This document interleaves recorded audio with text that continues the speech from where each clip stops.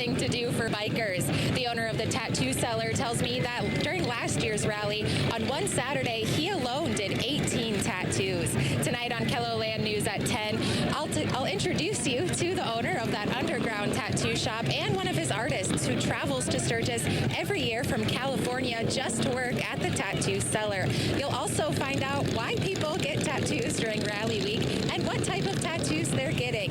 Live in Sturgis, Lauren Solik, KELO Land News. Thank you, Lauren. The third thing tonight, a big day for the newest high school in the Sioux Falls School District. A ribbon cutting was held today at Jefferson High School. The school is located in the northwest part of the city, and excitement is already building for its very first school year. If you're a writer, you love Roosevelt. If you're a patriot, you love Lincoln. And if you're a warrior, you love Washington. And now that'll be true for the Jefferson Cavaliers. If you're a Cavalier, you will love Jefferson. The school year has its first day 2 weeks from this Thursday. That's August 26th. Another sign summer is coming to a close. The Rapid City has set closing dates for its outdoor public pools. Was already know. Leaf filter is important in life. Contact. You still can. Everything's gonna be all right.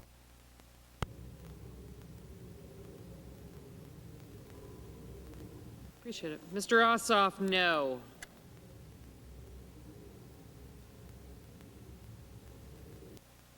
Of Noah, the exact same thing, and as it was in the days of Noah, so shall it be that coming family members, and one who changed her mind on getting the shot when we're back in 60 seconds.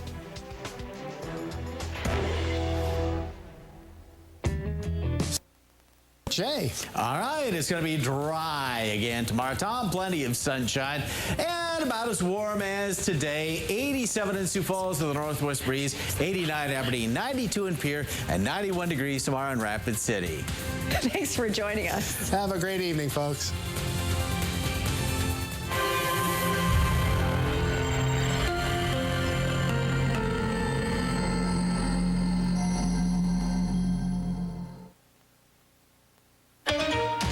Tonight, New York Governor Andrew Cuomo resigns after 11 women accuse him of sexual harassment.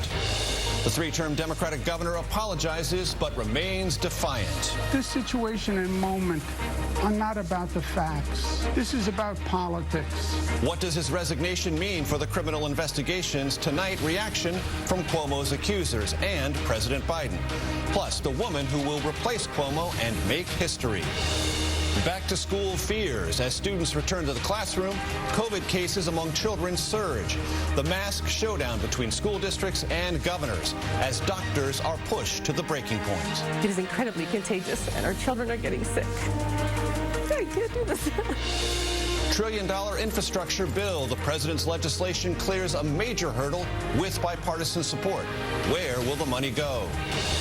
Severe weather, tornadoes in Illinois, and a dangerous storm forming in the Caribbean. Border crossings, the record number of apprehensions, including tens of thousands of unaccompanied children this year. A star's diagnosis. Christina Applegate opens up about a serious illness that also impacts nearly 1 million Americans. And from America, with love, a 12-year-old hopes an entire village will walk in her shoes. This is the CBS Evening News with Norah O'Donnell, reporting from the nation's capital. Good evening, everyone. Thank you for joining us. Norah is off. I'm Major Garrett. The sudden resignation of three-term New York Governor Andrew Cuomo today came as a shock to many because for days, if not weeks, Cuomo had vowed to fight allegations of sexual harassment by 11 women. Moments before he announced his exit, in fact, Cuomo and his lawyer blasted the allegations as politically motivated and unfair. Still, Cuomo said he will leave office in 14 days, and as a result, New York Lieutenant Governor Kathy Hochul will become, very soon, the state's first female governor. Cuomo still faces criminal investigations as well as potential civil lawsuits from his accusers.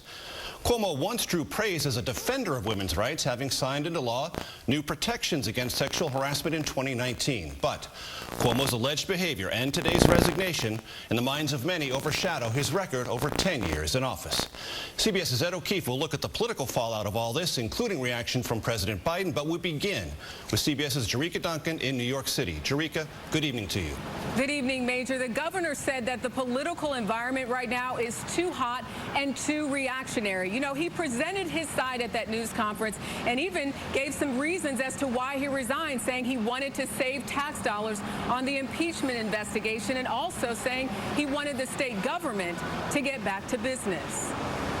I am a fighter, and my instinct is to fight through this controversy.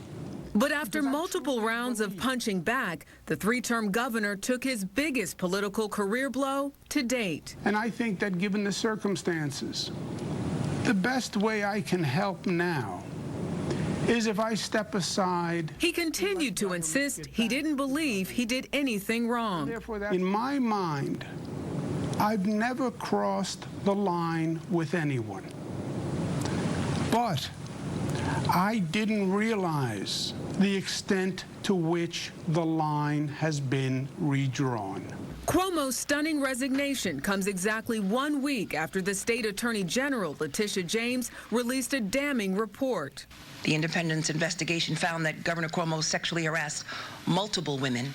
The report outlines allegations from 11 women, 25-year-old Charlotte Bennett. I thought he's trying to sleep with me. And 32-year-old Brittany Camiso.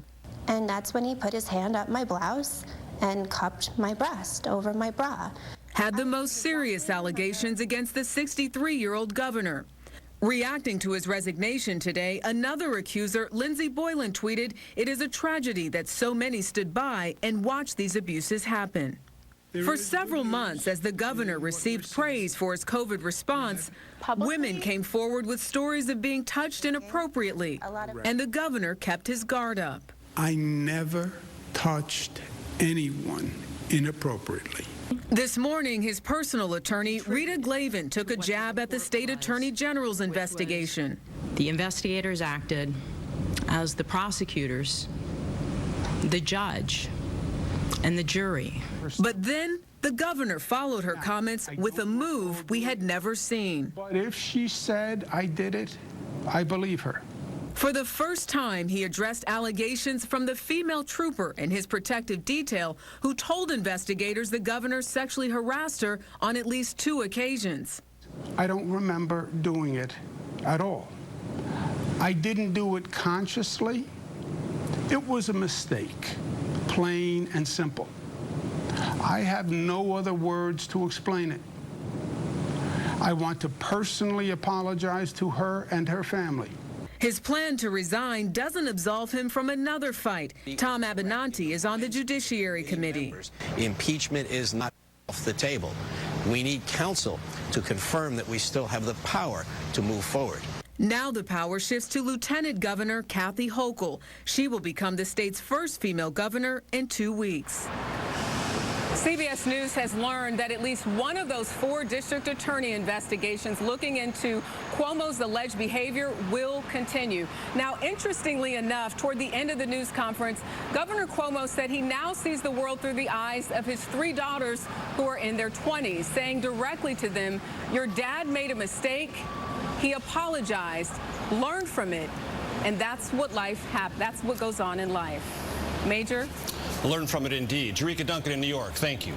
President Biden said today he respects Cuomo's decision to step down as the president tried to put some distance between himself and the allegations that drove Cuomo from office. At the White House, here is CBS's Ed O'Keefe. Thank you. President Biden had called on Andrew Cuomo to resign and today reluctantly discussed the downfall of one of his closest political allies. How would you assess his 10.5 years as governor of the state? In terms of his personal behavior or what he's done as a governor? What he's done as a governor. Thought he's done a hell of a job. Thought he's done a hell of a job. That's why it's so sad. The 2 men had worked together for decades. In line of succession, I am prepared to lead as New York State's 57th governor. I know for 100% fact she's ready to go. She knows how to govern, and she knows how to listen to the people. Hochul's name may be unknown to many nationwide, but here she has served at the local, county, national, and now statewide levels. She is known to New York. She knows literally all the leaders, all the issues in all 62 counties. Kathy will represent you. Hochul ran on Cuomo's slate in 2014, but the two hadn't spoken directly for months, says one official. Those who know her say she's been charting her own path for years. In the last 4 years or 3 years, I don't believe there has been much of a relationship. She just plowed on. With Cuomo's dominating style of governance coming to an end, Did it already. Kathy Hochul, quietly building relationships for years, may have the political wind at her back. You're going to see elected officials, again, at every single level of government, really gravitate toward her because of her style. So all indications are that transition is already beginning, and it may be smooth. Kathy Hochul found out from aides to Governor Cuomo before his resignation that he was going to do that. They then spoke afterwards, and tomorrow she will hold her first press conference here in New York City, and we'll find out a lot more about this history-making woman. We certainly will. All right, Miguel, thank you very much. Miguel Marquez reporting just ahead. After a critical win for President Biden's agenda in the U.S. Senate, the bipartisan infrastructure bill now heads to the House of Representatives. I know a thing or two. Virus. And that's why we've asked doctors.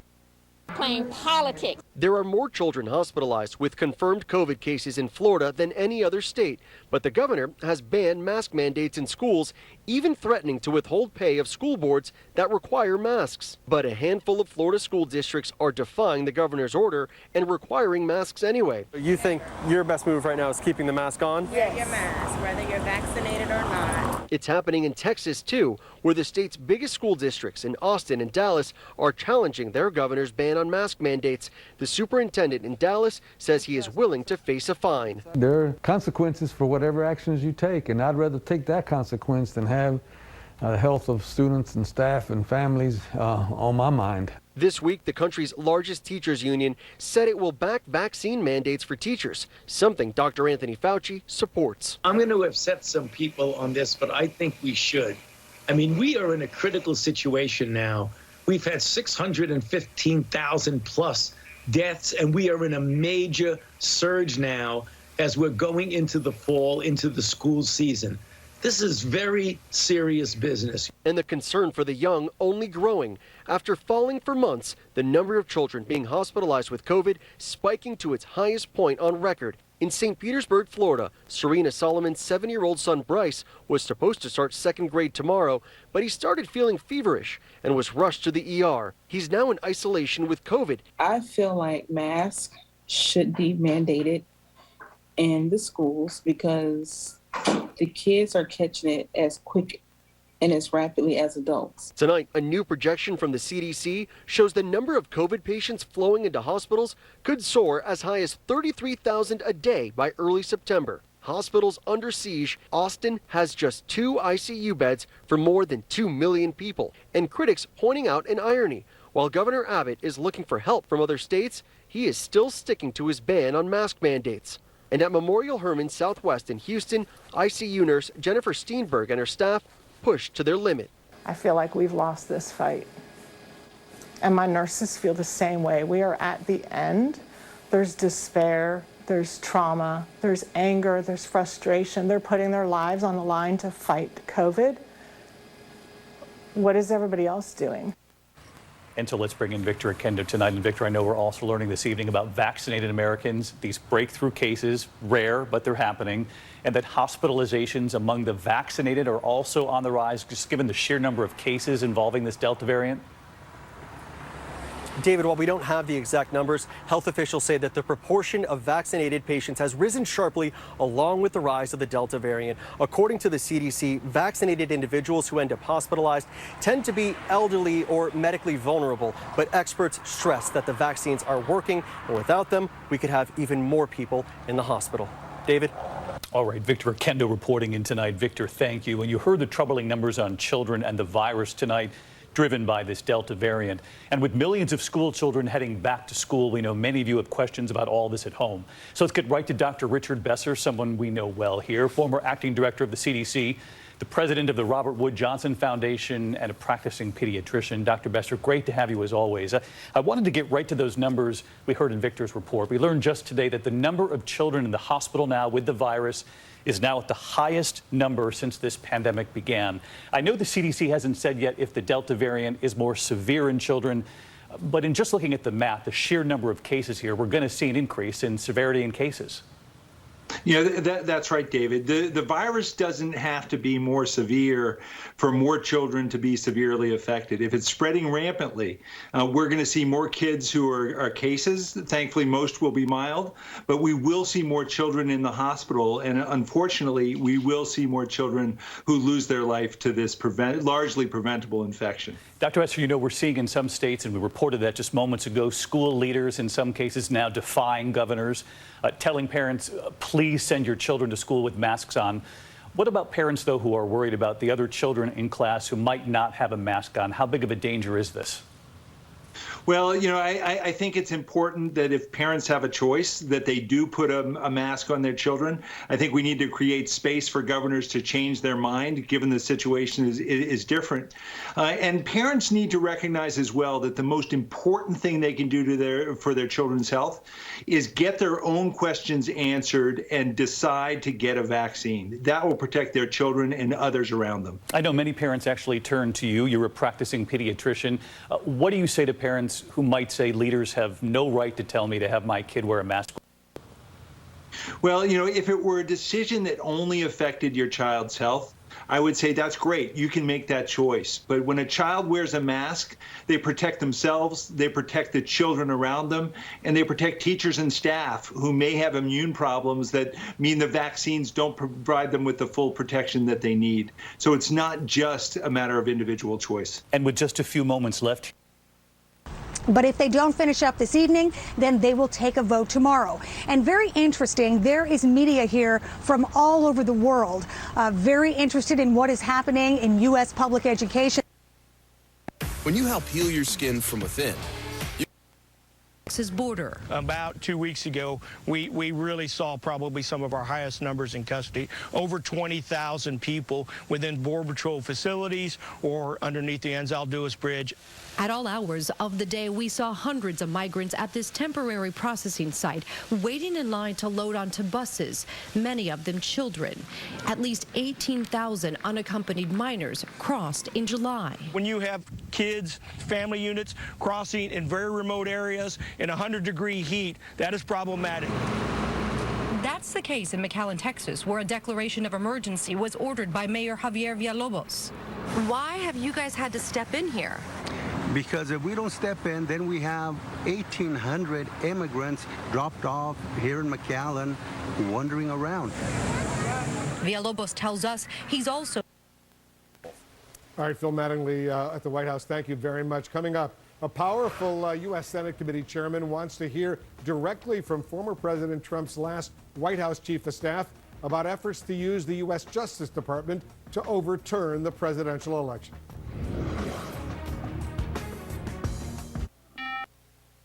Made better. These are the things that working families needs. The plan includes $550 billion in new spending, $110 billion for highways, bridges, and repairs, $65 billion to expand broadband internet, and $39 billion on public transit. And the president saying he is keeping his promise of no new taxes on the middle class. We will not raise taxes by 1 cent on people making less than $400,000 a year. In a 50-50 Senate, today Vice President Kamala Harris presiding over that key vote. The yeas are 69, the nays are 30. The bill as amended is passed. 19 Republicans voting with Democrats, including Senate Minority Leader Mitch McConnell. Both sides calling the investment long overdue. We've been talking about infrastructure here for 5 or 10 years. I'm hoping we can make it reality. The bill could face a bumpy road in the House, where some Democrats say they won't pass it unless the other part of Biden's agenda, a $3.5 trillion spending package, including health care, education, and child care, is past 2. Can you get moderates in your own party behind that price tag? Well, I'm confident that we will be able to do that. Would you be willing to come down at all? I think right now we're at 3.5. I think that's where we're going to stay. All right, Rachel, we all know the final number remains to be seen, but what's the White House saying tonight about the president's chances that they can get both of these bills to the president's desk? Well, David, the president saying tonight that he is confident that his party can get this done. The White House says the president will be working the phones, reaching out to Democrats directly to get both of these measures across the finish line. But it could take months before both of those bills land on his desk, David. Rachel Scott following it all for us. Rachel, thank you. And when we come back here tonight, the severe storms we're tracking at this hour, the tornado outbreak and where this could hit tonight, and the tropical system that could hit the U.S. by week's end. Rob timing this all out. If you have postmenopausal Gum Company, Saturday, August 28th. Check out the coolest hot rods in the West during the classic car competition, auction, show and shine, and parade. Plus, stop by the Napa Tool 10 Emmy funny car driver Ron Capps on Saturday. Visit deadwood.com for more information. Have fun, keep playing, and don't fear the boo-boo. Vaccine's got you covered. Voting rights for this cherished right as we try to finally overcome voter suppression and racism in this country. But he recently doubling down on the different positions. So is he wrong? Can you and your colleagues move him? No, I don't think he's wrong. I just think that he applies it legislatively. And I'm saying that we have made an exception for the budget. We do not allow a filibuster to threaten the full faith and credit of the United States of America. And I don't think we ought to allow a filibuster to threaten my or anybody else's constitutional rights. So when it comes to voting and other constitutional issues, I do not believe that you should apply the filibuster. Legislative issues, fine. But on the Constitution, I do not think that it ought to be applied. And I will continue to fight on that issue, and I would hope that the other members of the Senate, as well as the president, will see it that way. Understood. And finally, before we lose you, Congressman, the George Floyd Act passed the House. You and others worked with Speaker Pelosi, got that done. This is a breakthrough day, but there's a lot of other important stuff. Is it appropriate? Is it right for the Senate to leave town without acting on that? What should happen there on the Senate side? Well, I have been working very closely with Senators Booker and Scott and with Representative Karen Bass. And as Senator Scott has said over and over again, we're close. I do believe, however, that we aren't there yet. I do not know that we have to have that before the August break, but I certainly will hope that we will have that done before the end of the legislative session. Sometimes in October when that ends, or maybe November. I don't know. We may be around to December. Whatever it is, I think we ought to do it, even if we don't get it done in August. Yeah, well, and those timelines you just mentioned are soon as well. We've been tracking the issue, including the debates over police immunity reform in there. So we'll stay on that. And Congressman Clyburn, thank you for your perspective from the inside tonight, sir. Your big moment. Testimony from former Trump Chief of Staff Mark Meadows. Well, we want to get testimony from every material witness. There was clearly a campaign originating with Donald Trump, but sweeping within it the whole executive branch to try to convert the Department of Justice into an instrument of the president's political will. And that's an extraordinary thing that not only overrides the traditional boundary between what's political in the White House and what is law enforcement in DOJ, but it really threatens the Hatch Act. I mean, they really were attempting to get the Department of Justice to become essentially campaign actors for Donald Trump. And we know that that was part of an ongoing odyssey by the president, the then president, to overturn the 2020 election. And it ended, of course, in the attempted coup and the insurrection. But in the early days, they were trying to get the DOJ to set the whole thing up by declaring the election corrupt. And then as Trump put it, just leave the rest to me and my friends in Congress. So when you say a violation of the Hatch Act, are you talking about possible criminal behavior? Well, of course, that's not for Congress to determine, but that was the first thing that leapt out at me. The White House trying to convert the Department of Justice into a bunch of campaign henchmen in order to overthrow popular election results in Georgia and in other states. But they were really trying a number of different methods there. I mean, in some cases, as we know from Trump's call directly to Secretary of State Raffensperger, they were trying to get election officials simply to concoct votes. That was an attempted conspiracy to election fraud. Trump was trying to get election fraud going in Georgia. And then at other points, they were approaching Republican-led legislatures to get them simply to oust the popular election result, call it fraud or corruption, or for whatever reason, call it contaminated, and then install Trump electors. And when that didn't work, that was when they began to organize their campaign and orchestrate all the moves against Mike Pence to try to get him to pronounce magical new powers to reject electors coming in from Georgia, from Arizona, from Pennsylvania. And that is what led to the nightmare of January the 6th. And the former vice president stood firmly against all of that. The Senate Judiciary Committee, as you know, Congressman, has documents showing Meadows sent emails to the Justice Department pushing various election fraud claims. How far along is your committee going in issuing subpoenas for documents and for testimony? Have many subpoenas actually gone out yet? Well, we're still in the preparatory phase of these steps towards subpoenas and other investigatory routes that we're on. So we're in the process of doing that in the month of August. And I know that Chairman Thompson wants to move with all deliberate speed. What I've read about Mark Meadows' overtures to the Department of Justice is that they were floating even some of the most fantastical and absurd election fraud conspiracies about, people in Italy orchestrating campaign results and fraud against Donald Trump through, spacecraft or computers or whatever.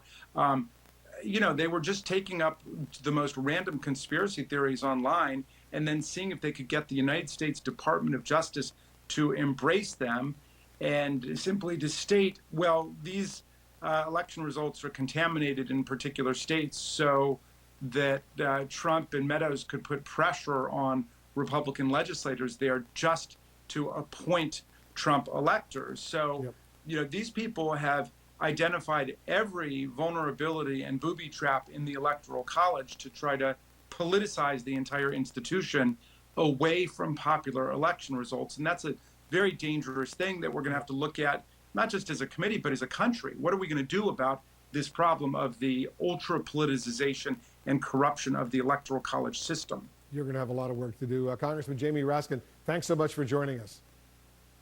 Thank you for having me, Will. Thank you, and we'll have more news right after this.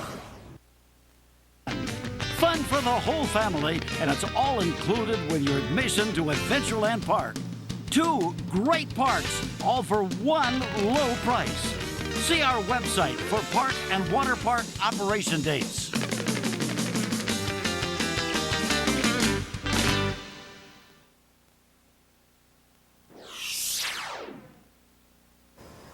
Well, the Canaries are back in town tonight at the friendly confines of the Birdcage, and they are taking host to Cleburne tonight. First pitch coming up here in about an hour or so. And the forecast for that, it looks great. 85 degrees at first pitch, about 79 degrees during the 7th inning. And again, the humidity is much lower, so definitely a very pleasant night to get out and about. 10-day forecast. The next several days, the forecast is looking pretty good. Unfortunately, not much in terms of rain chances. However, long term, still looking at temperatures favoring above average, but Andrea, this is what we like to see. We'd like to see the green instead of the browner colors, and that's indicating we might see a little bit of a pattern change come next week. All right, Austin, thank you. Nightly news is next, and Dakota News Now continues in 2 minutes on KSFY. Have a good night.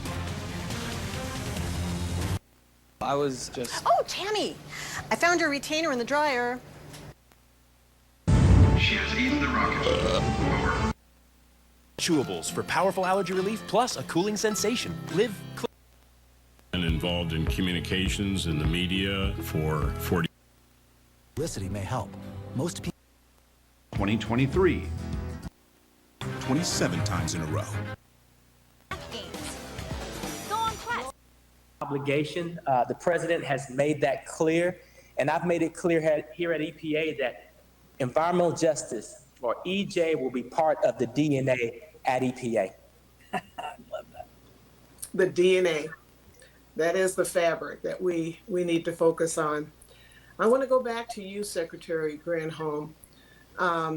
I know you refer to the Department of Energy as the solutions department, but I'd like to know what you think the key is to actually achieving the Biden-Harris administration's goal of 100% clean electricity by 2035 and net zero economy by 2050.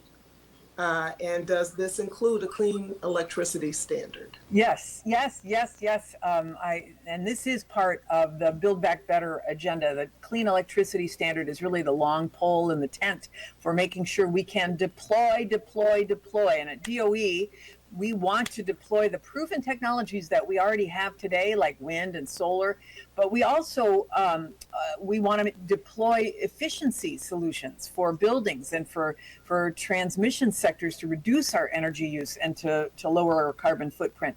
And one way to speed up the deployment is that clean electricity standard. So already there are 38 states that have adopted some version of a clean electricity standard or renewable portfolio standard, which is partly why clean energy is already growing so quickly. But with a national standard, we will incentivize every single state and the power industry, the utilities, to start adding more and more clean energy capacity. And that process, in turn, is going to create good paying jobs, and it's going to lower our energy bills, and it's going to make us more resilient to extreme weather, which we are seeing all over the country.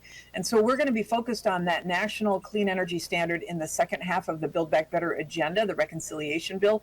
But at the same time, we know we can't stop innovating our way. So we've got to deploy, but we also have to innovate our way around the energy challenges that are still out there in our climate and our clean energy goals. And so that's why we have been rolling out what we call our Energy Earth Shot. Because for just $1, $2, or $3, you'll find the baconiest, guaciest, steakiest. White House seeks to clarify Biden's statement that Governor Cuomo did, quote, a hell of a job. Don't think we're going to hear the president repeating that one. We've heard that before from presidents. Thank you all, panel. Appreciate it. Thanks for inviting us into your home tonight. That is it for this special report. Fair, balanced, and still unafraid. Fox. Chris, All In with Chris Hayes, weeknights at 8 on MSNBC.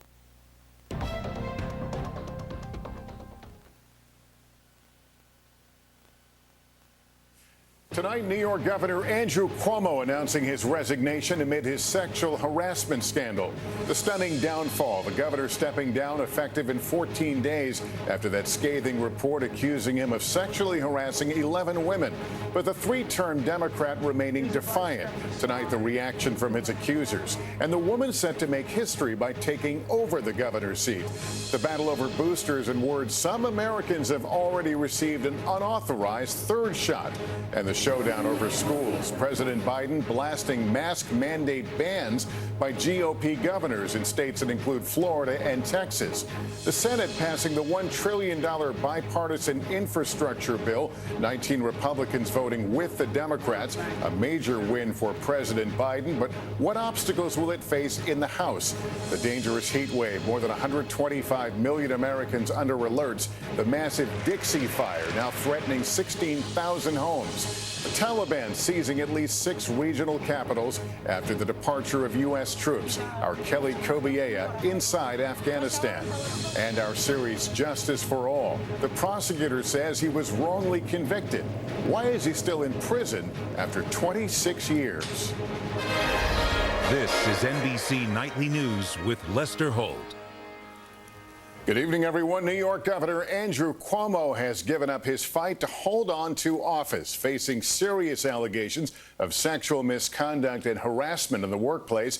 Cuomo announced today that he will be resigning from office. In an address to New Yorkers, Cuomo maintained he never crossed the line with anyone, but suggested the line has been redrawn. News of his planned exit welcomed tonight by his accusers. A growing figure on the national stage at the start of the pandemic, Cuomo had been mired in scandal even before last week's bombshell report, which detailed alleged behavior with nearly a dozen women that ran from inappropriate to illegal. Kathy Park is in Albany tonight with late details.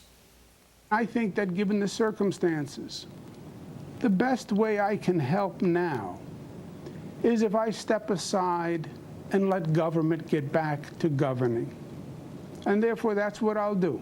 Three-term New York Governor Andrew Cuomo's dramatic fall from grace. My resignation will be effective in 14 days. The son of famed New York Governor Mario Cuomo, Andrew Cuomo became a regular national presence on TV during New York's peak COVID outbreak.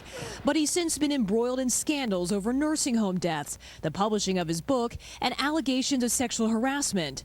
All allegations he continues to refute. In my mind, I've never crossed the line with anyone. But I didn't realize the extent to which the line has been redrawn. Cuomo's resignation comes exactly 1 week after the release of a scathing report from the state's attorney general, alleging the governor sexually harassed 11 women. Democratic leaders welcoming Cuomo's decision to step down. I respect the governor's decision. But President Biden, who had called on Cuomo to resign, also saying this when asked about Cuomo's performance as governor, aside from his personal behavior. But he's done a hell of a job. Cuomo's accusers today also reacting to the news. It feels like a weight is off of my shoulders, and hopefully I can move forward and be happy again. Is this resignation enough for you? It's not. He didn't take responsibility. He didn't really apologize. Watching his press conference today and his resignation, he almost still had the attitude as though he is the victim. When he is not the victim, he is the victimizer. Cuomo sent his resignation to avoid a long and expensive impeachment, but that process may still go forward. And if convicted, Cuomo could be barred from ever seeking state office again. Lieutenant Governor Kathy Hochul will take over in 2 weeks, becoming the state's first female governor. She said today she's prepared to lead. Lester? All right, Kathy Park in Albany. Let's bring in our political director and moderator of Meet the Press, Chuck Todd. Chuck, what does this mean for the Democratic Party in New York and nationally?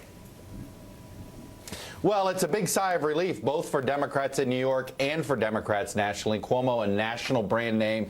He had the ability to drag this out. It could have sullied Democrats up and down the ballot, could have cost him a couple of House seats, which could cost him control of Congress.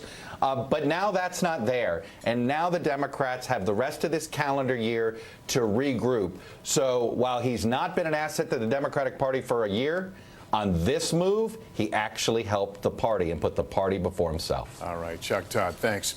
The COVID situation worsening tonight, especially in parts of the country with lower vaccination rates.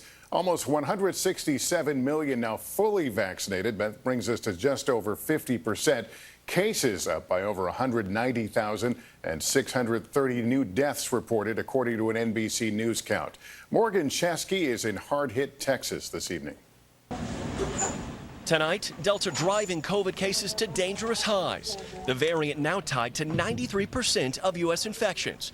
The biggest spikes coming in Texas, Missouri, Florida, and Arkansas, where Monday brought its largest single-day increase in hospitalizations since the start of the pandemic.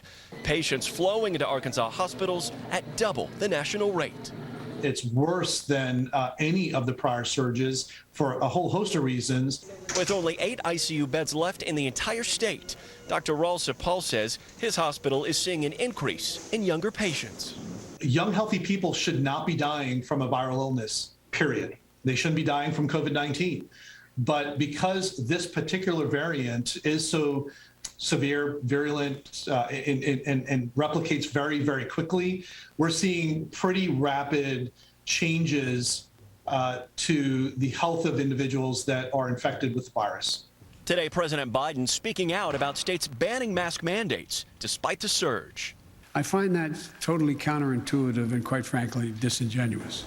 Do you have presidential powers to intervene in states like Texas and Florida where they are banning mask mandates? I don't believe that I do thus far. We're checking that. In Texas, after multiple school districts defied the governor's mask ban, a San Antonio judge issued an order allowing local school officials to issue their own mandate. And in Kentucky, the governor mandating all schools mask up. As U.S. COVID cases now top 36 million, the push to vaccinate and confusion over booster shots continues. Despite the FDA urging no need for boosters, some states like Mississippi are advising doctors to consider it. As Pfizer and Moderna conduct their own safety trials, Texas officials confirming some people are intentionally getting more doses than they should. Experts say that decision is premature. I don't believe that most people should be going out and doing this on their own. It's going to cause a lot more confusion. And we want to actually look at the safety and efficacy data of third shots before we make guidance about who will benefit from it and who won't.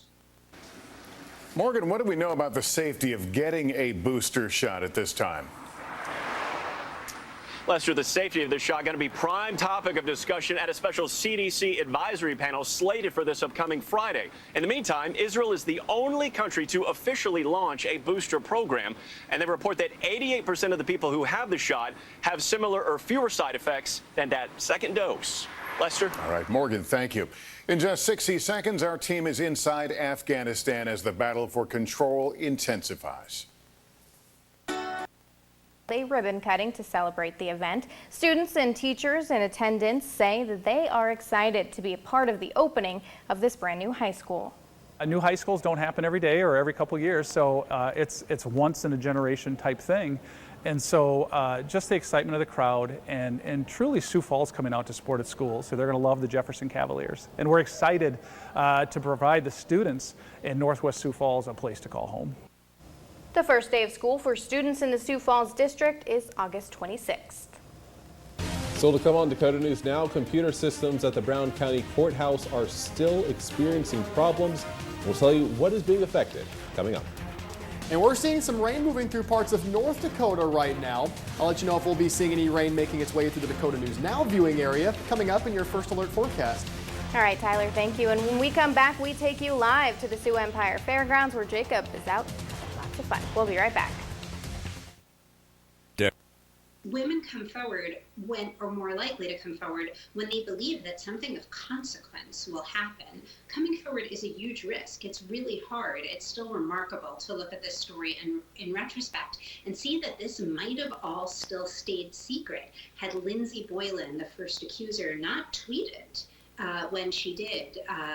And so I think seeing that other people care, that state lawmakers recognize what was happening, that the Attorney General did this really thorough report, and that finally Cuomo had to resign means a lot. And also to your point about the discussion about this behavior and how bad it was, it's very significant that this scandal is not about sexual violence. Nobody is saying, God forbid, the governor threw me against a wall, did something that could land him in jail for many years on end, et cetera, et cetera. It's about sexual harassment, and that's about the workplace, and it's about young women in the workplace, and the fact that these were, in large part, the governor's own employees and a state trooper who was sworn to protect him, and whether they could just do their jobs unimpeded. Karen DeWitt, the governor has said in 2 weeks he will be formally stepping down as governor, but he's not out of the woods totally, right? There's the possibility of criminal charges being brought, is that right? Yes, that's right. I mean, just because he's leaving doesn't mean that he can leave this all behind. The Albany County Sheriff is investigating a criminal complaint brought by Brittany Camiso, who appeared on CBS News yesterday and was executive assistant #1 in the report, saying that the governor sexually assaulted her. At least 4 other district attorneys around the state are looking at potential criminal charges. Don't forget, there's also a federal investigation ongoing about how the governor handled nursing home policy and whether he and his top aides concealed the true number of residents who died during the pandemic. And also, he's being investigated for his $5 million book deal, whether he inappropriately, improperly used staff to help him write and edit it. So there could be criminal charges. There's probably certainly going to be civil lawsuits. I believe at least one has already been brought. So this isn't going to go away for him just because he leaves office, but I don't think he's going to be the center of attention anymore, and that takes some of the heat off of him. Jody Cantor. Thousands extra in interest rates. Cut. In this case, will go away.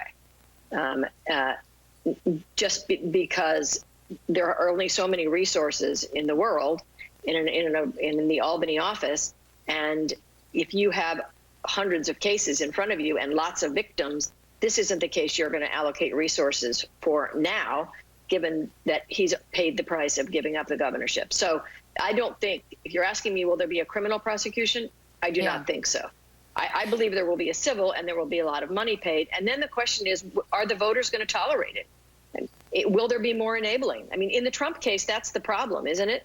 That everybody knows what he did, and yet half the country votes for him. So, I mean, what are you going to do with that? Right? That's not the prosecutor's fault. I mean, we have to have a higher standard for who we elect. I mean, you get who you on some level, you get who you deserve. You have a good sense to not elect people who are harassing women, then you get people who harass women. So we have to all raise our standards. I think that's true. And Assemblyman Kim, I definitely have to give you the last word on that, because I think you've brought up other issues, including the nursing home situation, that feel unfinished as issues that we need to deal with. And I've talked to prosecutors, back when I was in Florida, who would say, removing the politician or them removing themselves often, as Cynthia said, is the end of it, because it takes them out of a position to do further harm. And that typically can be the end of it. Are you concerned that that will be the end of it? Well, I made a commitment back in March that when Andrew Cuomo goes down for sexual harassment, I will still be here to hold him accountable for the nursing home deaths. We're talking about 16,000 families who still want the truth and accountability for the failed policies that Governor instituted the last several months. I do think that there's a pending open investigation by the U.S. Attorney's Office and the FBI. I certainly hope that they will continue to pursue those investigations, especially now that he's no longer in a position of power. It's fair game. He can't use public resources, political capital, use his powerful platform to gaslight the workers, the families, the public. Now we can truly investigate and examine what he did wrong. I wish that we had two political parties that had the same standard, because I think there's a lot of this to go around, a lot of accountability that needs to happen. But I want to join both of you in congratulating Ronan Farrow on this terrific reporting. Thank you so much. Always appreciate you. Cynthia Oxney, always appreciate you. And Assemblyman Ron Kim, who really started this ball rolling. Thank you very much. Really appreciate you. All right, up next on the ReadOut, Governor DeSantis and Florida's COVID catastrophe. As the Delta variant rages in his state, get this, he refuses to budge on protecting kids, children, or even allowing private business owners to protect themselves and their customers. He's just rooting for COVID. Plus, after the previous administration misfired again and again and again on infrastructure, this administration got it done. But will Democrats fight just as hard for other critical priorities like voting rights? Secretary Pete Buttigieg joins me tonight. And tonight's absolute worst are feeding deadly misinformation to their constituents that they know is a bunch of horse pucky. The ReadOut continues after this. This is dollars pork barrel spending. There's stuff like bridges and highways in Canada in this bill. We ought to be building highways and bridges in the United States, not in foreign countries. This is a bad bill, and that's why I voted no. So those of us that follow this for a living knew that this was coming. A lot of these problem solvers, they call themselves, were marching back and forth to the White House, and there was an agreement that they were going to get real infrastructure done, but come to find out, the Democrats just decided to get another bill as well and put it on the floor, and they're going to vote for that as well. So did the Republicans get scammed again? Yeah, I'm afraid so. I mean, listen, this is all Joe Biden's agenda. That's the key thing to know. This is the Biden far-left agenda, spending trillions of dollars to remake our society and to remake it in the image of the woke left. That's what he wants to do, and that's what he is succeeding in doing right now. And so it's absolutely imperative that Republicans say, no, this is not the right vision for this country. We are not a racist country. We're not an evil country. We're a good country. We don't need to be remade. Americans need to be empowered to live their lives. That needs to be our agenda. So the little money that was there, Can Americans expect that the roads are going to be improved and the bridges are going to be improved and that, life is going to be made better with their tax dollars on some type of front? I don't know about that. I mean, what it looks like to me is over $1 trillion in pork barrel spending. Only a small percentage of that actually goes to roads and bridges and in my state waterways, which are important. And what do Americans get stuck with? They get left with a massive tab that they're going to have to pay for with increased taxes, and they get left with woke politics, which is what most of this bill goes to pay for. That's why it's such a bad deal, and that's why Republicans need to oppose it. So just to be clear, Senator, Republicans, conservatives, they call themselves, are voting for tax increases because that's the only way you pay for something like this, right? Yeah, I mean, right now, what the Congressional Budget Office said, look, hundreds of billions of dollars in this terrible bill aren't paid for. It's going to have to be paid for somehow, and we all know how that works.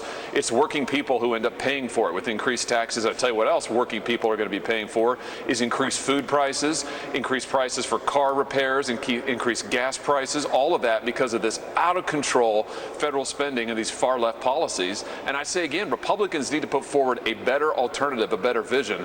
Just going along with the Biden agenda, that is not the way. All in the name of bipartisanship. I would love if one of those Republican senators would join me tomorrow or any day this week to explain why they ran with a conservative message and they're not governing that way. I think a lot of us are sick of that.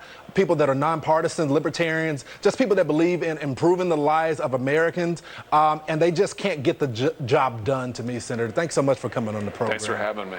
You bet. Coming up, a deranged school board member says, watch out, there are murderers coming to a school near you. Watch. It's just not okay for kids to commit murder by coming to school without a mask. And when it comes down to it, it's possible. Crazy. More Fox News Primetime. That's next.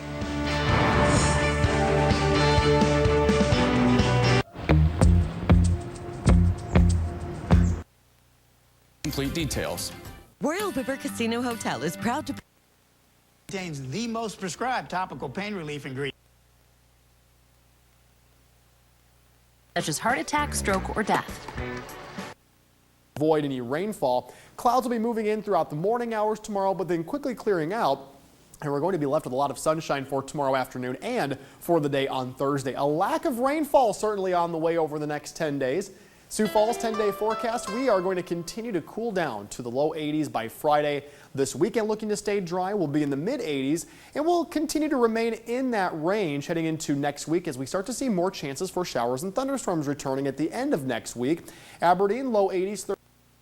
The White House is going to be very, very involved in making sure that this goes through the House and that both of these bills land on the president's desk here. That dance that they're going to be doing over at the House, President Biden says he has full confidence in Speaker Pelosi's approach. So that tells you without saying particularly that the White House says, yes, both of these bills need to be working in tandem.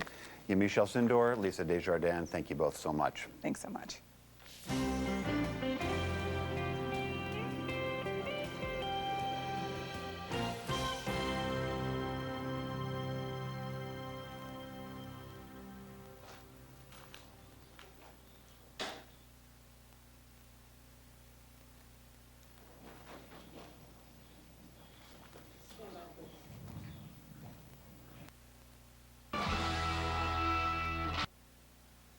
check us out online. 28 weeks pregnant. I was initially a little bit nervous. DeSantis has even threatened to withhold salaries from educators if they mandate masks in violation of his nonsensical mask mandate ban. Governor Death Santis, as he's become known by his detractors, is up for re-election next year, as is his partner in carnage, Texas Republican Governor Greg Abbott. Both are choosing their craven political ambitions over the health of their own citizens. Fortunately for the children, school districts in Florida are rejecting the DeSantis lunacy. Just today, Broward County Schools, the state's second largest district, voted overwhelmingly to keep its mask mandate in place, defying the governor's threat. And with me now is Dr. Rosalind Osgood, a member of the Broward County School Board, and Rick Wilson, Republican strategist and co-founder of the Lincoln Project. Thank you both for being here. Dr. Osgood, anxious to talk with you. Tell me what went on inside and outside, if you know, of that school board meeting in my former county, Broward County, today.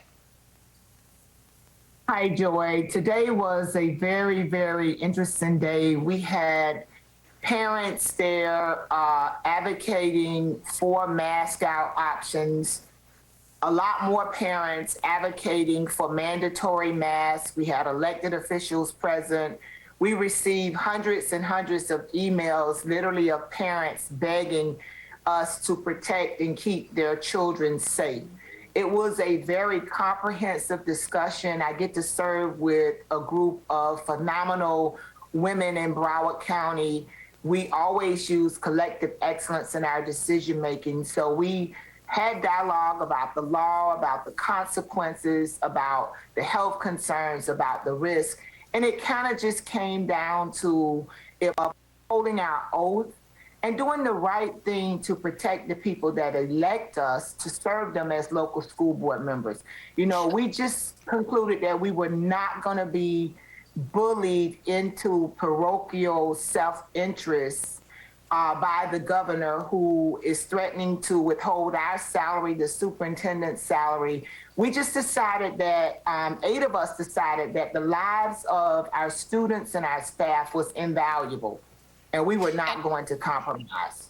Indeed, I know the vote was 8-1. I will note that the White House, Jen Psaki today, the White House press secretary, did tell for our viewers that federal COVID relief dollars would be used to support schools who are punished for passing mask mandates. Rick, I wonder, you know, I've known you for a long time, my friend, but we've been on opposite sides of everything when we first started being friends. Yeah. Whatever happened to small government conservatism? That was a thing you and I used to talk about all the time. We did. We used to fight about it. We used to fight about it, right? And here, let me let you listen to Ron DeSantis today, trying to make it sound like what he's doing is small government conservatism. Take a listen. This is cut 1 for my producers. If you believe in the masking during the school, you're free to do it. No one's saying you can't do it. But if you're somebody that is concerned about that, that thinks that that may not be the right thing for your child, then I think you should have the right to make that ultimate decision. And I don't think government should override that. But it's the government he's talking about is the school board, Rick. When did they lose power? The great conceit, Joy, of the Republican Party for generations was the more local government is, the more legitimate it is. That we should have the 10th Amendment that says states don't have to do every single thing that is a whim of the federal government. That we should devolve power down as far as possible. Well, what you've seen here in Ron DeSantis is a breathtakingly cynical line. He's running for president in 2024 or 28, depending on whether Donald Trump dies of flail fish poisoning. But he is he's doing this for politics exclusively, and he is trying to tell local school boards, one of the most small d democratically responsive groups of people in the world who deal with parents every day, what they're going to do and not do. You know, the Broward County decision today was bold. Alachua County also. Tonight in Leon County, the school board said, Rocky Hanna, the head of the Leon County School Board, just said, no, we're not going to do this, folks. It doesn't matter if you think it's the law. This is wrong. We're not going to put our kids in danger. We're not going to play politics with this because Ron DeSantis wants to run for president and keep Fox News happy. You know, it really is a yeah, go ahead. No, I was just going to, do you believe him when he says he didn't even know that the federal government is saving the Floridas behind and sending them ventilators? Do you really think he didn't know? Well, you know, I just saw Peter Schorsch publish his schedule for tomorrow. No calls with the Department of Health, no calls with CDC, no calls with hospitals, no calls with county health officials, nothing. He's going around doing a Ron DeSantis Love Me tour tomorrow in the state of Florida. I think it's possible he just doesn't give a damn. I think it's possible he just doesn't care.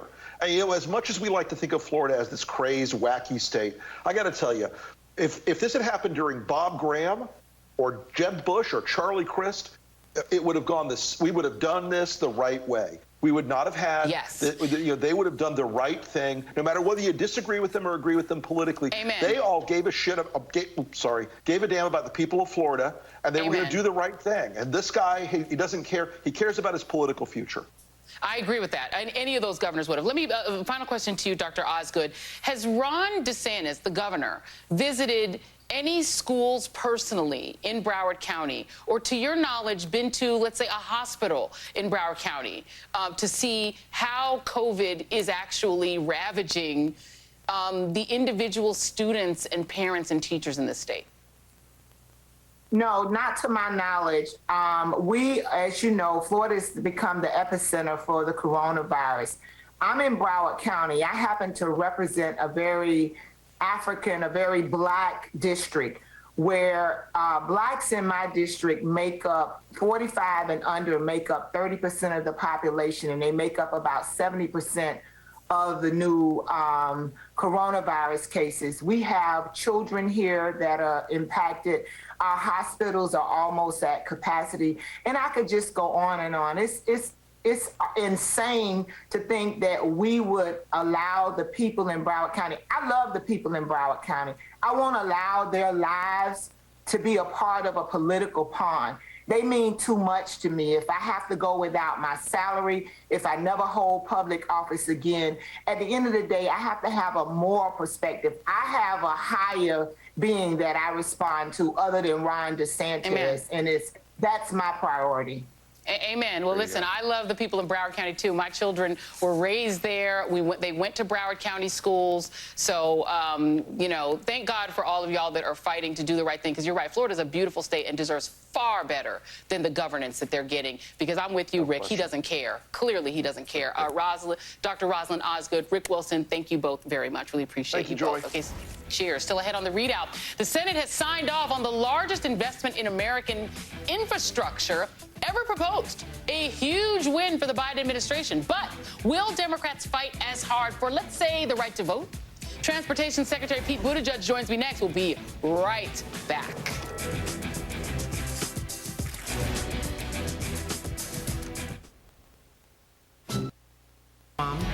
The hours, they worked around anything I needed. Obviously, it offers up more flexibility when it comes to third shots. What about children under 12? What about kids who are maybe close to 12? Would that then allow a doctor to give the child that shot, even if technically it hadn't been approved for someone under 12? No, you really should wait until there's approval for emergency use authorization. You can't make it up. I know that there are parents out there for a fact who are taking 11-year-old or 10-year-old children and trying to get them vaccines. I know that's happening. But we really should wait. Hopefully it's right around the corner. We really need this. And I think the story that was just told by the reporter, I think in many ways, as sad as that story is, what's even sadder is that the parents had chosen not to vaccinate. I mean, you know, they're in the home with the child, and certainly young children can't be vaccinated. All they have is masks to protect them. The parents need to do that too. And I think as adults, we've really let our children down here. Yeah, it really is on us. Dr. Paul Offit, always appreciate it. Thank you. Thank you. Out front next, despite threats from the governor, Florida's second largest school district voting to mandate masks. The vice chair of that county school board is out front next. Plus, victory for Biden and bipartisanship. The Senate passing a $1 billion bill that will transform America's infrastructure. That $1 trillion bill, though, now facing an uphill battle in the House.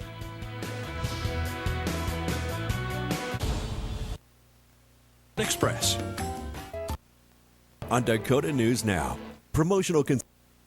And in fact, we can't be exhorting other nations when we're not doing, we're not taking care of our own business at home. So it's really important that we make as a nation a commitment to 100% clean and renewable energy, because we're going to be exhorting other countries to be doing the same thing. So when we go to the next version of Paris in Glasgow in November, we want to make sure that we can lead with authority as a nation and that we can exhort others. And by the way, we've got all sorts of solutions, technologies, et cetera, that we can be partners with other countries on. So yeah, it is a hair on fire moment. We should be acting with urgency. But the Biden administration, that's exactly why they are putting forward these historic investments in clean energy, so that we can do what we need to do at home and exhort the rest of the world to do it as well.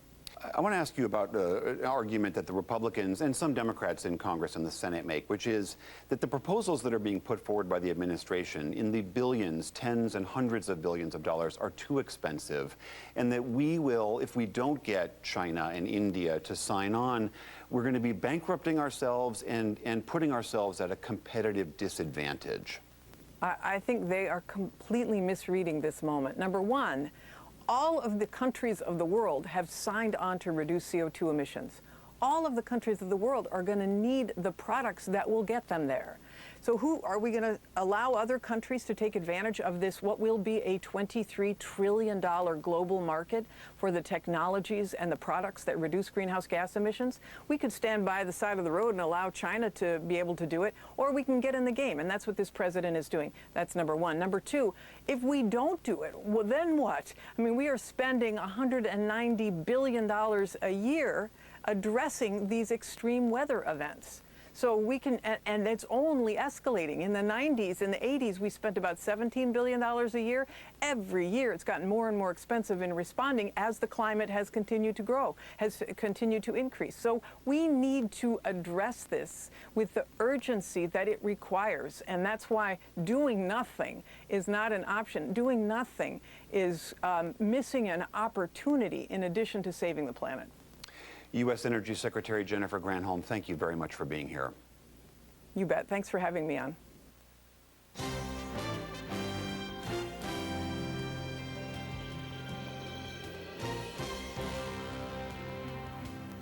Around the country, K-12 schools are opening for another year of learning. But in many states, the controversy over whether students should be required to wear masks is anything but settled. Stephanie Tsai has the story. As of last week, children represented more than 14% of all COVID-19 cases, according to the American Academy of Pediatrics. And while hospitalization and death from COVID is uncommon in children, cases have been increasing steadily in recent weeks. One means of protection, wearing a mask. The Centers for Disease Control and Prevention recommend any children age 2 and up, as well as all school staff, wear masks indoors. But in states like Texas, Florida, and Arizona, governors are banning mask mandates, including in schools, forcing school districts to make some difficult choices. Dr. Danny Benjamin is a distinguished professor of pediatrics at Duke University. He says for students who can't get vaccinated, which is currently children under 12, masking is the next best protection. Dr. Benjamin, thank you so much for joining us. You were involved in a study looking at 1 million students, and you concluded that masks are the most effective and efficient way to prevent COVID transmission in schools. What proof do you have? Absolutely. So the thing that schools need to do in the midst of a pandemic is that COVID cases will come into school property via children and adults. What we did was we looked at, in the fall, then the spring and winter, how much within school transmission there is, how many children infect other children, how many children infect adults, etc. What we found was, despite having extremely widespread COVID in the communities in North Carolina, if universal masking is in place, the chances of one child infecting another is less than 1%.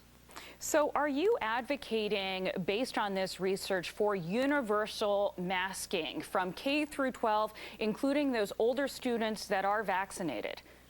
Well, remember that for older students that are vaccinated, only 20 to 40% of the population in high school is vaccinated right now. We know that from nationally. So we know that that will contribute to community spread within the schools based on data from other countries and from the U.S. Right now in the U.S., vaccination is running, say, 50, 60, 70%, and that's clearly not sufficient. So why would 20% in schools be sufficient? For children pre-K through 8, really the only preventative measure or the protection measure available to parents is universal masking. Because just telling a parent to, hey, mask your own child, I'm sorry, but respiratory physiology does not work that way. That's not protective. You're not protecting that one child by giving that one child a mask. So clearly, unless you want a bunch of COVID in your schools, then yes, you want a mask universally. Some schools, as you know, are making masks optional. Some don't have a choice based on states' governors' mandates against mandates. What evidence have you seen, Dr. Benjamin, that makes you feel voluntary mask policies are not enough? Sure. So having a voluntary mask policy is like having a no peeing section of a pool or a no smoking section on an airplane. That's absurd. Now, as far as what evidence there is, clearly there's in North Carolina, the Wisconsin, the Los Angeles, the California, the now Nebraska, Georgia, Missouri, repeated studies that have shown extremely low transmission, about a 1% secondary attack rate in the United States with universal masking. And what we've seen in the unmasked setting is a 13 to 16% secondary attack rate, as evidenced by Israel. And there's also now 1 or 2 school districts that have opened up unmasked and have within 4 or 5 days gone back to a mask policy universally. You cite in your article specifically schools in Missouri and call that. He left the show and Katie heartbroken right after date. I want to go home. Bill will generate more jobs, higher productivity, higher growth for our economy over the long term. Forecasters on Wall Street project that over the next 10 years, our economy will expand by trillions of dollars, and it will create an additional 2 million jobs a year beyond what was already projected. Good paying jobs all around the country. Experts believe the majority of the bill's benefits will flow to working families. Faster commutes, cleaner water, less expense, available and affordable internet. These are the things that working families need.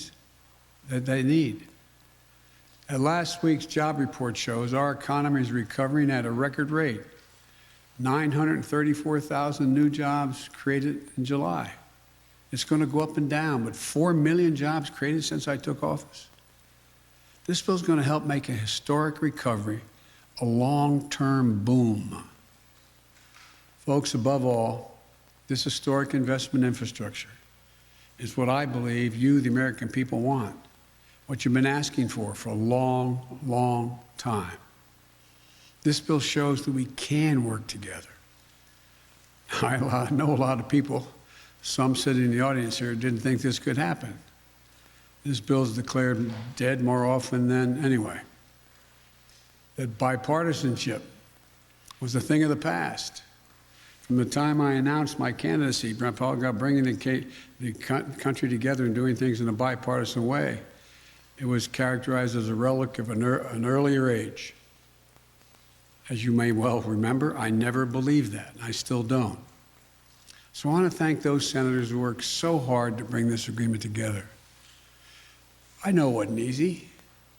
For the Republicans who supported this bill, you showed a lot of courage. And I want to personally thank you for that. And I've called most of you on the phone to do just that. You have, and no doubt you will, disagree with me on many issues. But where we can agree, we should. And here on this bill, we prove that we can still come together to do big things, important things for the American people. For the Democrats who supported this bill, we can be proud of this unprecedented investments that are going to transform the nation and change millions of lives for the better. Think about what's going to happen in a practical sense. Clogged arteries at the heart of our economy, they're going to be opened up. That will reduce transportation costs, reduce commuting costs, and as a result, reduce cost overall for families and businesses. And there's safety provisions being, as I said not long ago, everyone can tell you what the most dangerous intersections in their communities are. There's money in there to deal with those specific needs. Thousands of bridges will be safer and more accessible. And by the way, as you've heard me say before, some bridges are so weak that they couldn't have a fire truck go across it, requiring the fire department to go 10, 12 miles out of the way to get just literally a mile away to put out a fire. Millions of lead pipes carrying drinking water to our homes and schools and daycare centers. They're finally going to be replaced. Never again can we allow what happened in Flint, Michigan, and Jackson, Mississippi. Can never let it happen again. High-speed internet, going to be available and affordable everywhere to everyone. So farmers nationwide can get the best prices for their products at home and abroad by knowing when to sell. And children in Chicago or Philadelphia never have to again sit in the McDonald's parking lot to do their homework. This is transformational. I know compromise is hard for both sides, but it's important It's important, it's necessary for democracy to be able to function.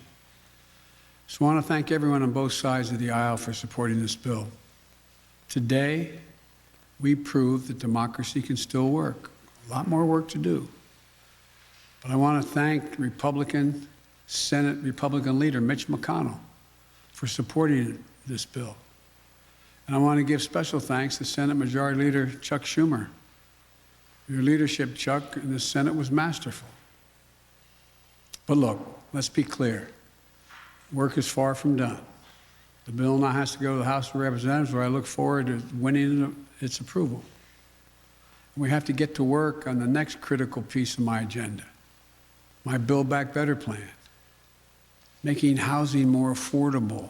It's so unaffordable to so many Americans, providing clean energy tax cuts, including homeowners to make energy efficient improvements in their homes, bringing down the cost of prescription drugs, making elder care more affordable, and continue to give middle-class families and children a tax break, a tax cut, the one they're receiving now, well-deserved child care and health care that gives them just a little bit of breathing room. This is a plan that invests in the American people, in their future and their success.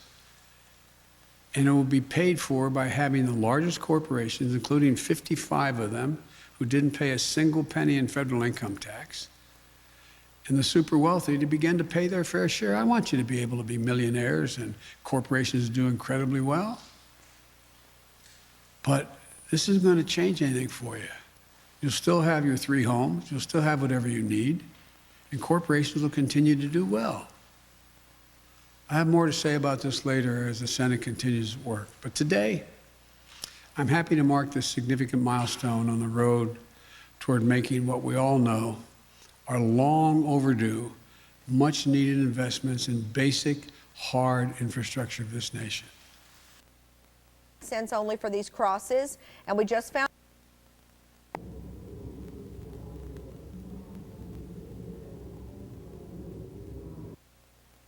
game. Who would think that people would be shooting guns around a stadium? So D.C. is just what we consider Dodge City again. It reminds us of the 90s when the crack cocaine era, when bodies were dropping left and right. Our numbers were like 300 or 400 people dying a year.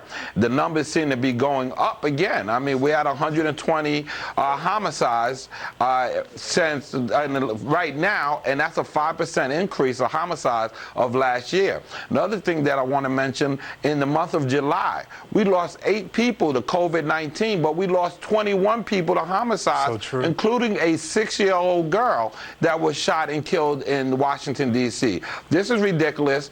Our officials need to figure out something to get better. I don't know. We need to do gun back program, buyback programs, get out here, educate the kids to get some more programs going. But it's not just the kids, it's the adults. We know what they need to do. They need to get warrants. They know who these people are. They need to kick in the doors. Don't violate people's due process, but they need to get these people off the street because your grandson deserves better. We thank you so much for coming on here and speaking with us tonight, brother. Okay, well, thank you. Now, shifting to another tragic topic. Being a cop is a thankless job. We know this. You put your life on the line every day only to be ridiculed by people you protect. The left has spent the last year vilifying the police, creating a toxic environment for law enforcement, leading to a mass exodus from the force and even suicide. 4 Capitol Police officers tragically took their own lives in 2021. We don't know why, but it plays to an alarming trend among law enforcement. The suicide rate among cops is significantly higher than the general population, as 17 out of every 100,000 officer kills themselves, compared to the rate of 13 per 100,000 of the general population. But the party of the defund the police has wasted no time in using these deaths for political gain, as Democrats try to blame this on the January 6th rather than their destructive attitude toward cops. Sergeant Betsy Smith is the spokesperson for the National Police Association and a former Chicago police officer, and she joins me now. Sergeant, thank you so much. It's always a pleasure to talk to you. doubt that the officers of January 6th experienced a lot of pain that day. But this has been happening every single day for years. Just look at the numbers that I just listed. So it is mighty convenient that the Democrats choose this day, or Lori Lightfoot chose 2 days ago, to mourn with the cops when this is happening every single day. What is your response? Well, Lawrence, first of all, I want to just correct you. I'm a Chicago suburban police officer. Okay. And yes, over 90 police officers have already committed suicide this year. In 2019, over 200 police officers committed suicide all around the nation.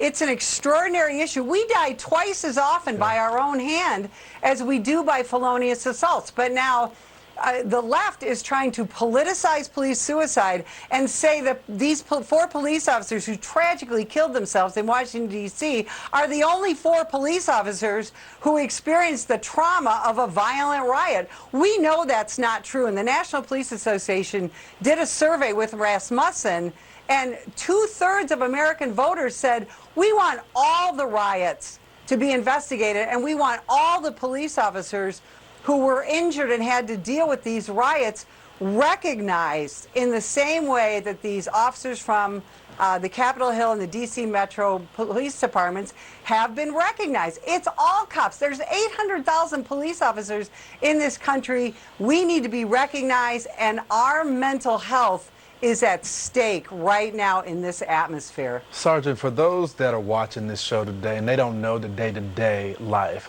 what is the mental struggle for an officer on a day-to-day basis?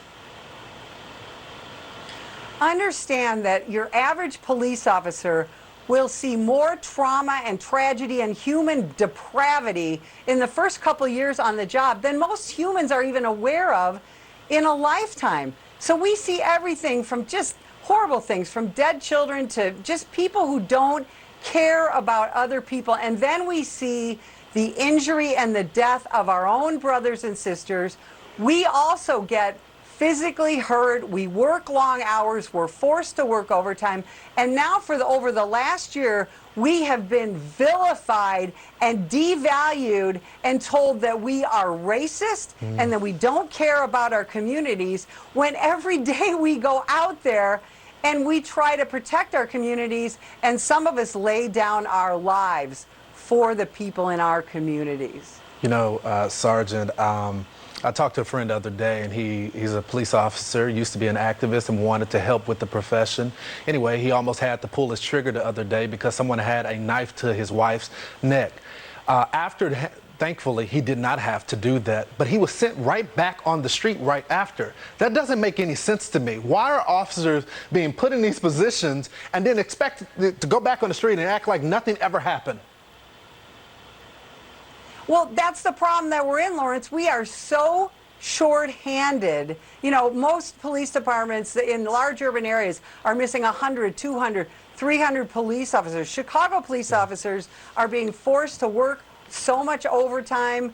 Everyone is exhausted, and yet we don't pay attention to our own mental health. That's a leadership issue, and it's a political issue. It's all right, Sergeant. Thank you so much for coming on the program. We appreciate your service to the country. When we come back, the next governor of New York, Greg Gutfeld.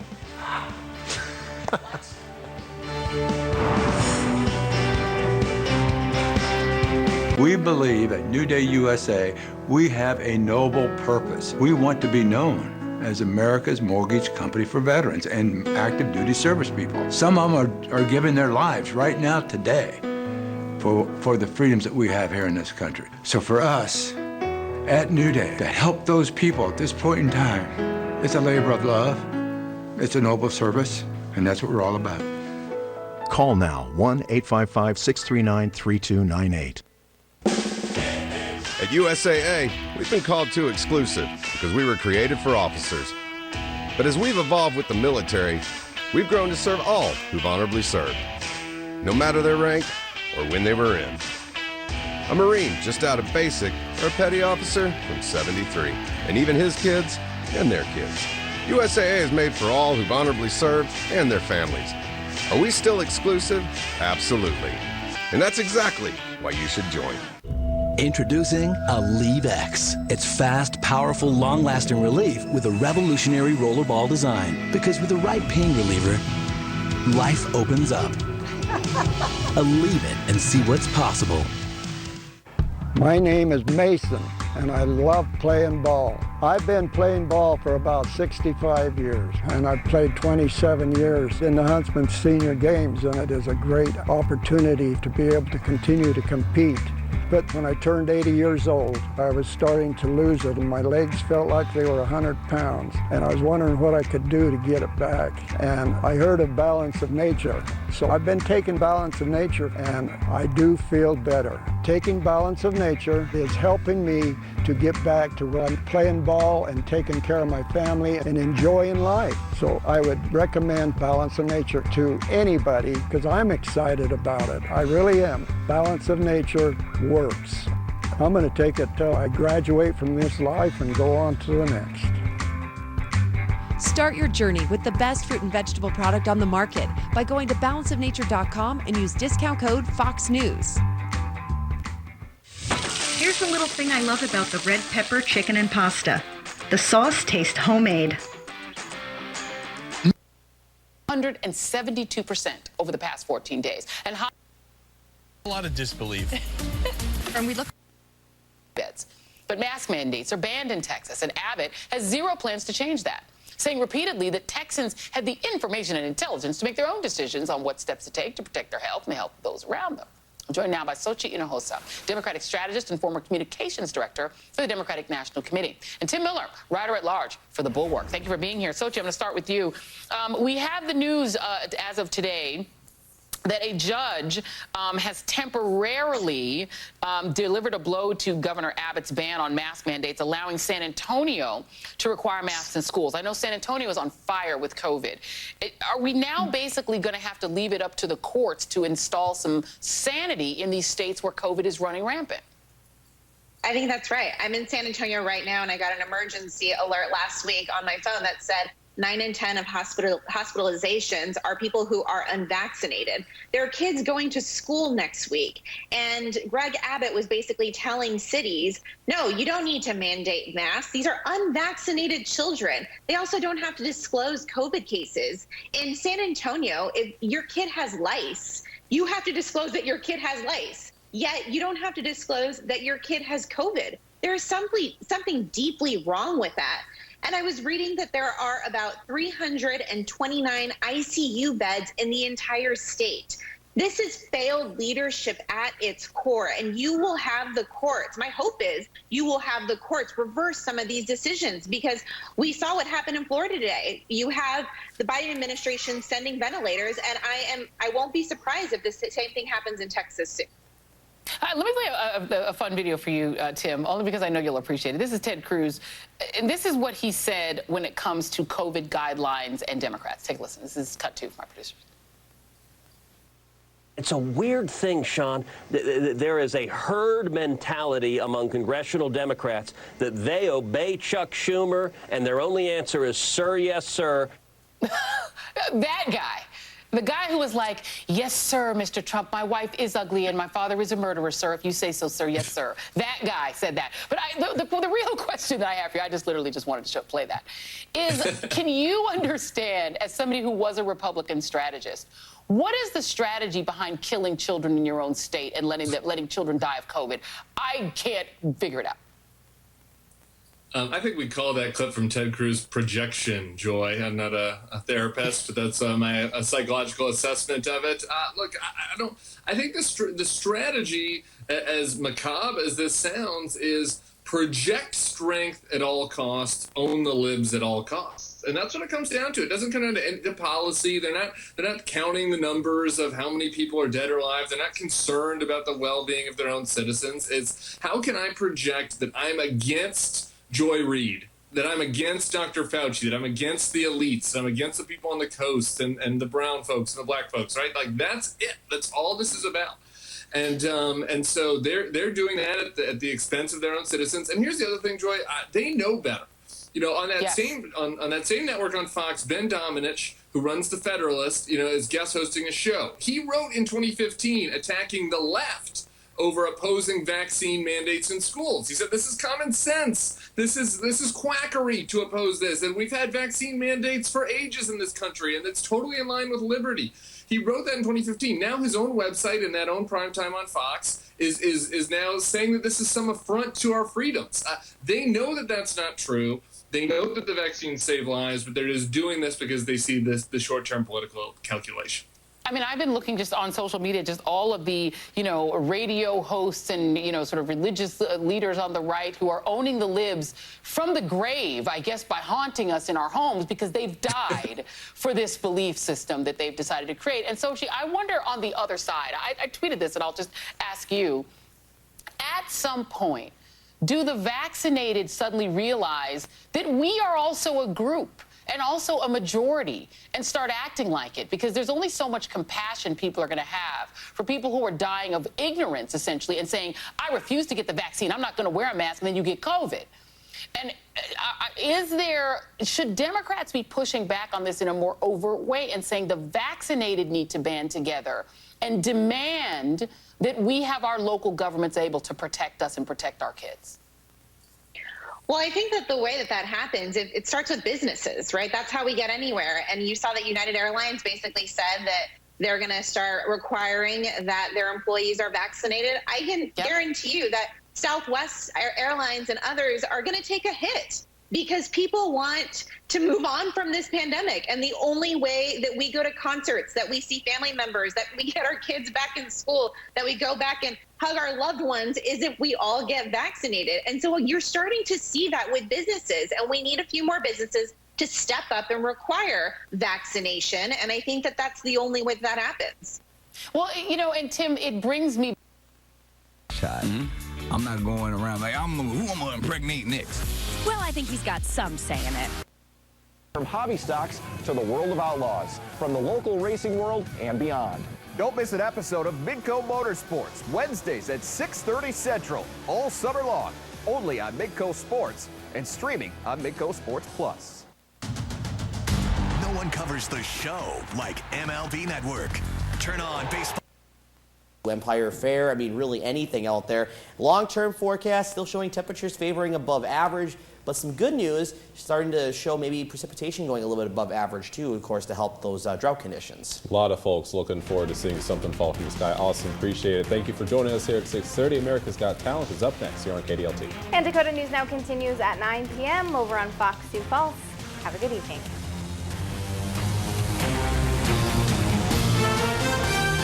Getting around isn't as easy. Average the best pricing with our manufacturers. Around jollylane.com. The Center for Western Studies. Public affairs programming, including the Bow Forum and Dakota Conference, is supported by the Center for Western Studies at Augustana University. Program information available at augie.edu/CWS. Vance Thompson Vision. Well, I'd like to ask you about infrastructure as well. Given that you have said this is such an urgent bill that needs to be passed, why not have the House take it up immediately for a vote? We'll get it done. I'll get both. Thank you. Mr. President, we'd like to see the FDA speed up approval of the coronavirus vaccine.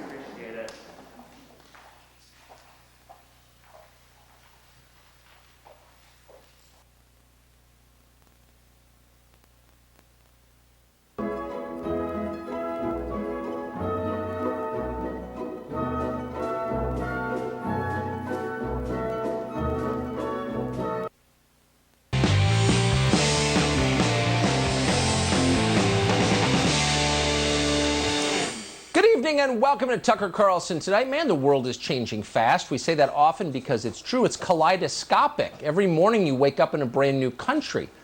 And it's hard to keep track of the change because there are so few mile markers. But here's one measure of the change. It was less than a year ago that millions of us gathered around our electronic hearths in anticipation of Andrew Cuomo receiving a coveted Emmy Award. You remember that night? Even by the standards of fraudulent Hollywood ceremonies, it was a very weird moment. As a rule, politicians do not accept Emmy Awards. That would require admitting that they're actors. But Andrew Cuomo, postmodern as he is, had no problem with that. He's been playing a character from The Godfather for decades. in his state. And as COVID cases surge in Florida, parents are now suing Governor DeSantis to get their kids protected.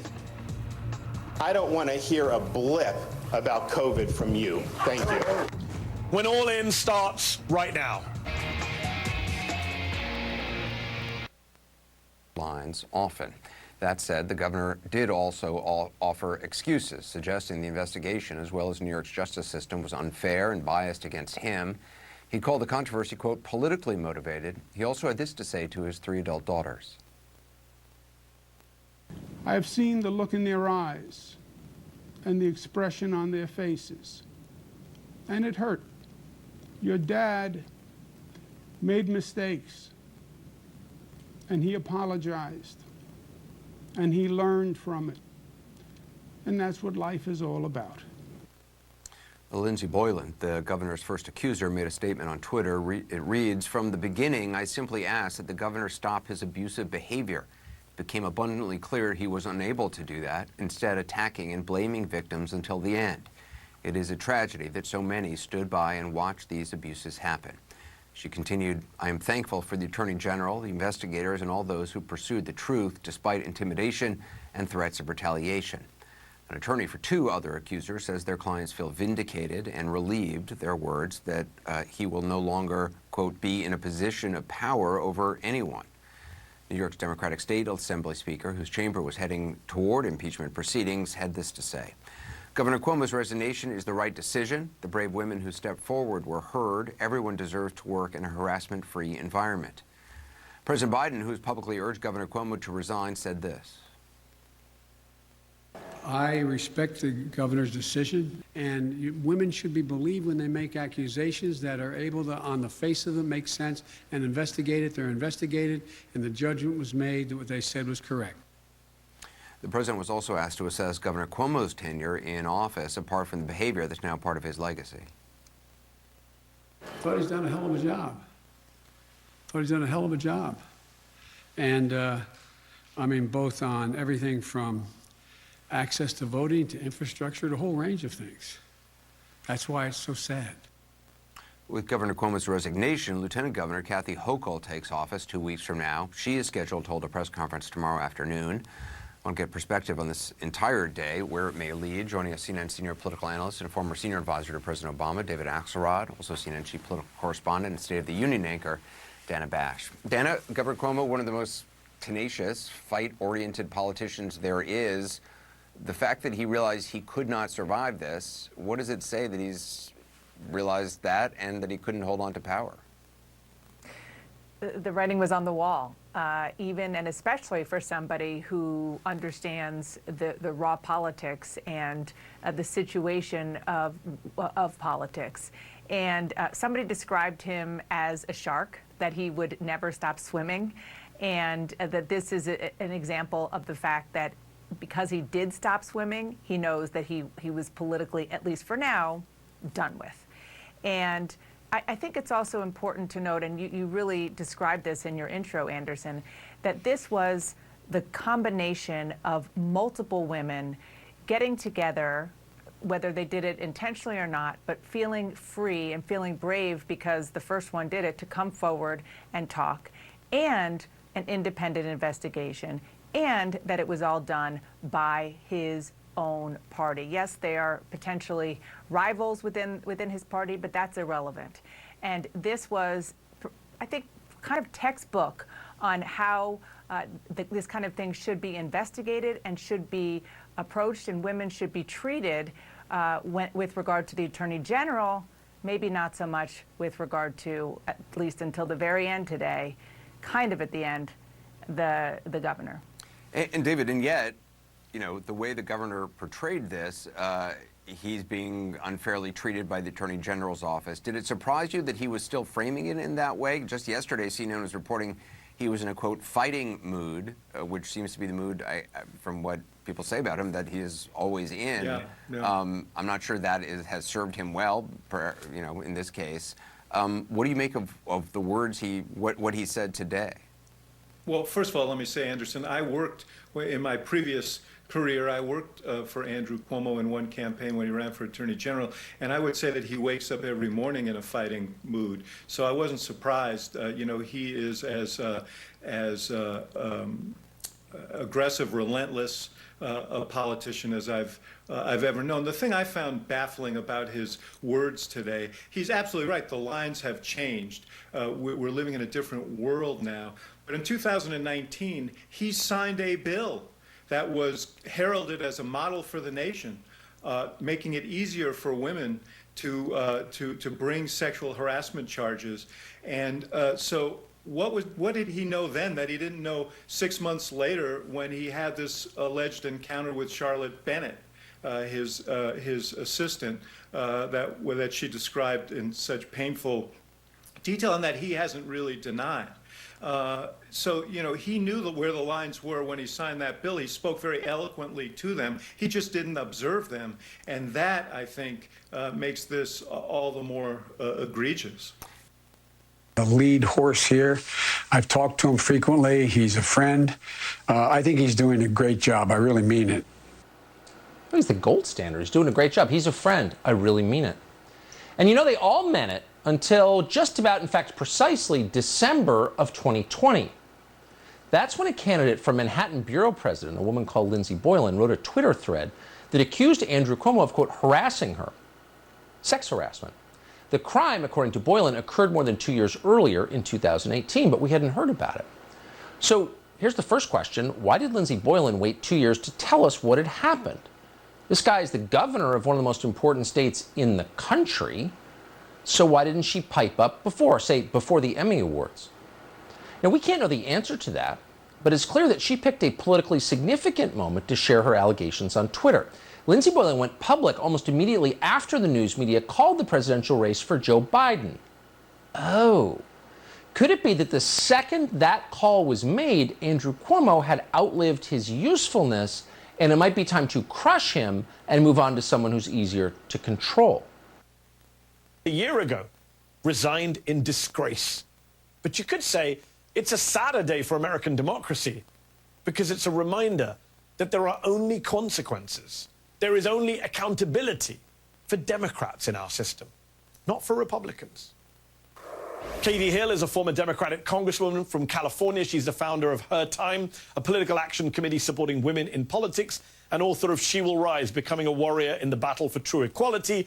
And Rebecca Traister is a writer-at-large for New York Magazine, where she published this excellent investigative piece earlier this year about the allegations against Andrew Cuomo. Thank you both for joining me. Katie, let me start with you. Where are we now in terms of the Me Too movement, in terms of standing up to sexual misconduct in public life? Did today move us forward? Look, I think it's a really important line in the sand that has now been drawn, right? That we've been able to say this is not going to be tolerated by people in the highest positions of power, especially if you want votes from women, if you want votes from, people who make up the Democratic base. And I think that that's meaningful, but it's not enough, because what we have to recognize is that harassment of women is an extension of violence against women. And that's a much more pervasive problem. That's something that all of these lawmakers can call for resignation, but if they don't do something basic like pass the Violence Against Women Act, we're big on bipartisanship. This is all the talk in the Senate. If they're not willing to do something like that, their words calling for resignation, the people stepping aside for scandals, it just is not enough. So I think we really need to shift the conversation towards what are meaningful actions that are going to address this widespread epidemic of violence against women. It is an epidemic, and you're right to talk about the need to move the conversation forward. Rebecca, it's also a political day, a very political day. So let me ask you a very political question. Is this the end of the legendary Cuomo political dynasty in New York? People today are already talking about him running again in the future if he can dodge getting impeached and barred from office. Well, I was going to say, when you pointed to the fact that Donald Trump may in fact have a future with his party, I don't think it's at all unthinkable that Andrew Cuomo will continue to have Cuomo, who in my reporting I found, and I think lots of people would agree with this, to have a lot of Trumpian characteristics. This is not a guy who heard the criticism from his party and just stepped down like a good soldier and took responsibility for his actions. He was denying in incredibly unpleasant ways right up through today that he did anything wrong. He was offering really offensive defenses.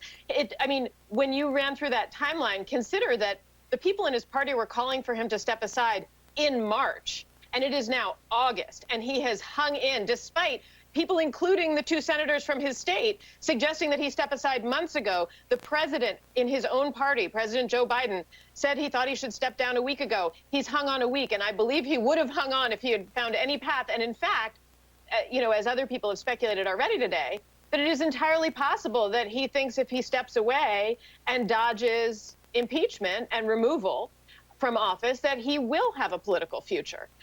So I think he is much more Trumpian and not necessarily the like responsible Democratic, you know, official taking responsibility for his actions. So yeah, I can see a future with Andrew Cuomo, who is absolutely wedded to his own authority and his own power.